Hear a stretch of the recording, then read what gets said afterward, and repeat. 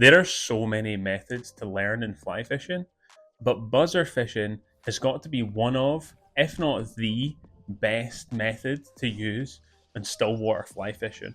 On large lakes, on small stillwaters, buzzer fishing is so consistent and also happens to be one of the most fun ways to fly fish.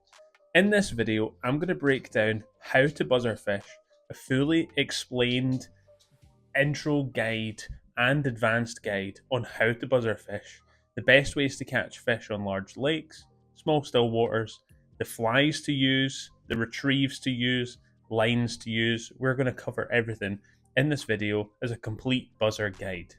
Let's jump right into it. So, first of all, I think we should talk about a quick explainer as to what buzzer fishing is.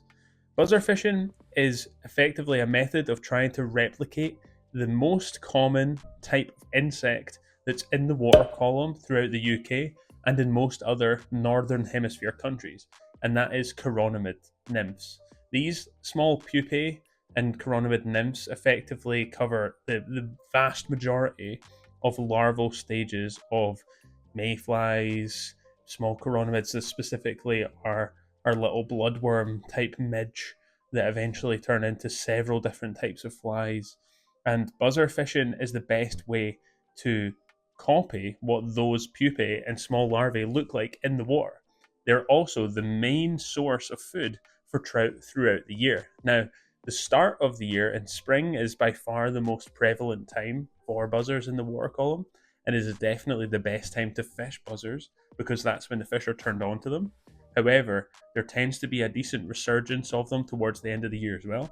So coming into the end of September, October, there tends to be another run of good buzzer fishing. But in reality, fish will consistently feed on them throughout the entire year. So it's a very consistent method to get good at, and often one that comes in very clutch when the fishing is hard. So it's a really good method to master because of that.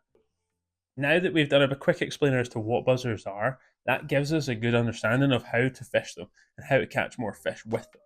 So the flies to use. Now, there's a different set of rules that I go to when I'm looking for good buzzer patterns, and that's either very sparsely tied drab flies that are going to imitate what the buzzers that the fish are actually taking look like, so straight imitations, and then flashy imitations. So some buzzers that are going to stick out in amongst the crowd. You can imagine if you're a fish and there is millions, thousands of buzzers all around you and you're feeding on them throughout the water column, what is going to distinguish the fly that you're looking at that's on your line from every other buzzer?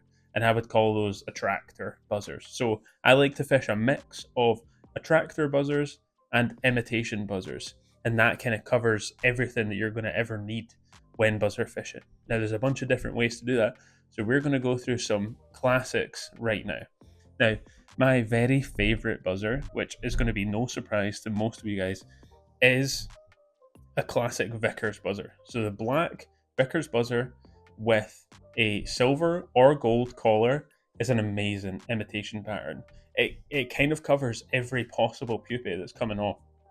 If you have large mayfly, these will look like those pupae in the water at their very earliest stages, as well as midge pupa. And all you really have to do is change the size of the buzzers depending on the size of loch that you're on. Generally, as you get a larger loch or a larger lake, the imitations you'll need are going to need to be larger because that provides more energy for those insects that are in the water column, and they get larger because of that.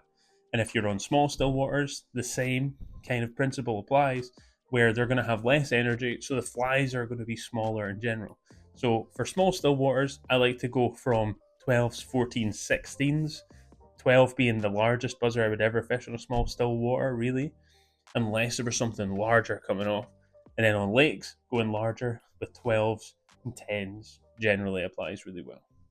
But mixing up the sizes is a really good tip that counts. If you're not catching, try going smaller, or have a look at the fly life that's around you and imitate the size of those flies.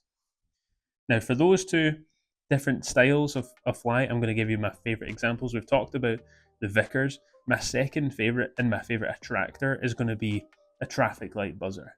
This has two really bright orange cheeks and a nice UV fleck over the top, or a pearlescent fleck as a flashback over the top of the wine case, that's my favorite attractor, because it still fishes kind of as an imitation because its body is so natural looking. But then you've also got the orange that sticks out in amongst all of the other buzzers, and that kind of flashback over the top of the wing case, which makes it stand out in sun as well. So it fishes well even in the sun. This was actually one of the patterns that I did really well on in my national heat video. If you want to go back and watch that, then this pattern really stood out there. Now, for the retrieve, generally when you're fishing buzzers, you want to try and copy what the midge pupa and the water do. Now, for the vast majority of the time, these early stages of the larval stages of these insects just sit still in the water. They will fish completely static. The best way to imitate that is to try and have a really slow figure of eight. Effectively, if you're on a boat, just keeping up with your line as the boat drifts towards it, or if you're fishing from the bank, just a really slow figure of eight, or even under a bung, is a really good way to fish them completely static. That's my most effective way of fishing buzzers. Definitely not the only way you can fish it, but I really like fishing them completely static.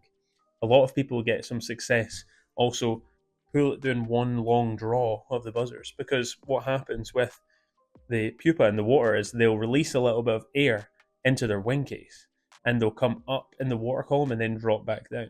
So if you do one long pull, then that means that you're going to bring up those buzzers in the water column and they'll slowly drop back down, which is a great way of doing it. So try both of those methods out and see if it works for you.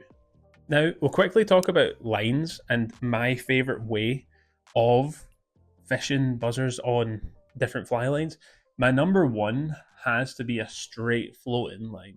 Being able to fish buzzers static and across different levels means that if you have a floating line on and a large long leader with 3 buzzers on it, you can fish all at the same time 3 different depths of the water. So if you want to find out which layer of the water column the fish are taking in, then having a larger buzzer on your point so that it drags everything else down, and then 2 smaller buzzers on your droppers, means that you can fish 3 different layers, quite similar to the washing line, at one time.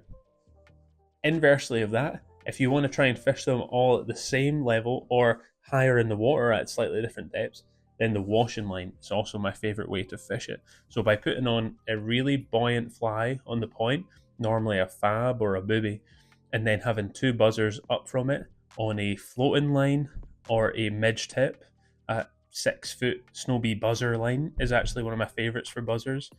It's called a buzzer line because it has a little bit of stretch in it, and that's essential because the takes when you're buzzer fishing are insane. They are intense. So having a little bit of stretch sometimes helps that, because you will find that when you start fishing buzzers effectively, you'll get snapped. Like the fish will take it so hard, hit like a train, that they will completely clear out your entire cast, which is incredible. So much fun. But fishing a buzzer line or a floating line are my 2 favorite lines to fish it on. Now, final tips and tricks I would say for buzzer fishing to really master buzzer fishing is to be able to quickly adapt to the style of buzzer that's working on any one day.